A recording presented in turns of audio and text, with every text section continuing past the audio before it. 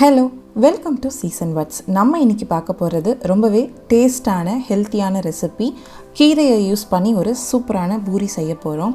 So கீரை டைரெக்டாக எடுத்துக்க விரும்பாதவங்க இந்த மாதிரி நம்ம பூரியில் இல்லை சப்பாத்தியில் அந்த மாதிரி நம்ம மிக்ஸ் பண்ணி கொடுக்கும் போது எல்லாருமே விரும்பி சாப்பிடுவாங்க, ஹெல்த்தியாகவும் இருக்கும்.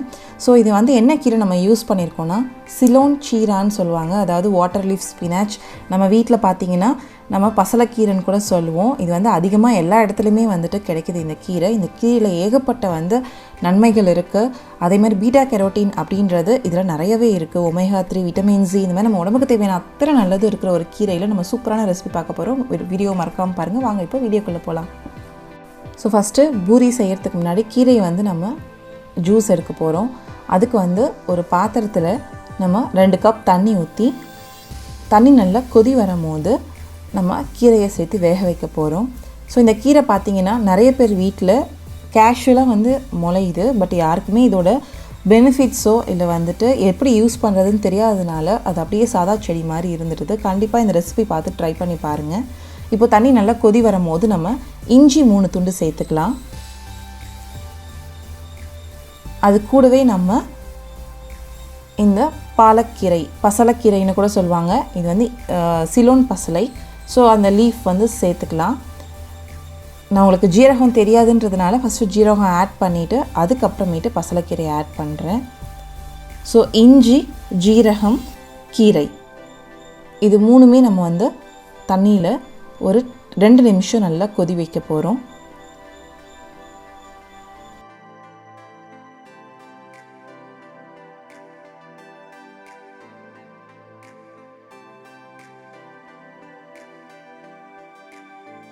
இப்போ நல்லா கொதி வருது. அந்த ஹீட்லேயே உங்களுக்கு கீரை வெந்துடும். ஸோ நம்ம அடுப்பை ஆஃப் பண்ணிவிட்டு அதை கொஞ்ச நேரம் ஆற விட்டுடலாம். ஒரு பக்கம் கீரை ஆறிட்டுருக்கட்டும், நம்ம மாவுக்கு ரெடி பண்ணிடலாம். அதுக்கு ஒரு பவுலில் 1 டேபிள் ஸ்பூன் ரவா சேர்த்துக்கலாம்.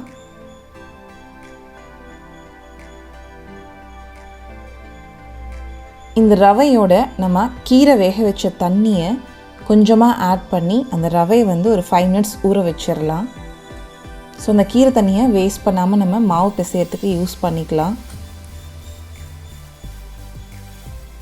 ஒரு 5 நிமிஷம் ஊறட்டும். அதுக்குள்ளே நம்ம கீரையை ஆறுனதும் அரைச்சி எடுத்து வச்சிடலாம். மிக்ஸி ஜாரில் நம்ம வேக வச்ச கீரை, இஞ்சி, ஜீரகம் இதை எடுத்து நல்லா ஃபைன் பேஸ்ட்டாக அரைச்சிக்கலாம். இப்போது உங்களுக்கு ரவை நல்லா ஊறி இருக்கும். அது கூட நம்ம கோதுமை மாவு 2 கப் சேர்த்துக்கலாம். இப்போ நம்ம அரைச்ச கீரை விழுதையும் சேர்த்துக்கலாம்.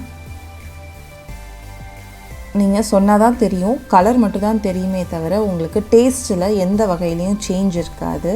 ஸோ எல்லாருமே விரும்பி சாப்பிடுவாங்க. அது கூடவே நம்ம தேவையான அளவு உப்பும் சேர்த்துக்கலாம். இப்போது இது எல்லாத்தையும் நல்லா மிக்ஸ் பண்ணி பூரி மாவு பதத்துக்கு பிசைஞ்சு எடுத்துக்கலாம்.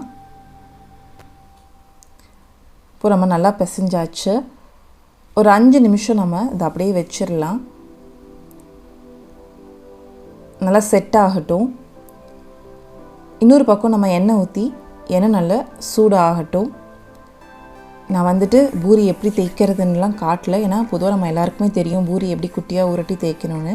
ஸோ அந்த மாதிரி நம்ம சின்னதாக இது பண்ணி எண்ணெய் நல்லா சூடானதும் இப்போ நம்ம தேய்ச்சி வச்சுருக்க பூரி மாவை பொரிச்சு எடுக்க போகிறோம்.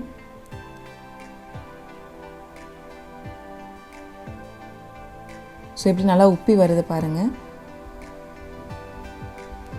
ஸோ பூரியை பார்க்கும் போதே சாப்பிட்ணுன்னு தோணும். அந்த அளவுக்கு டேஸ்ட்டாகவும் இருக்கும். ஹெல்த்தியான ஒரு பூரி ரெசிபி, கீரை பூரி.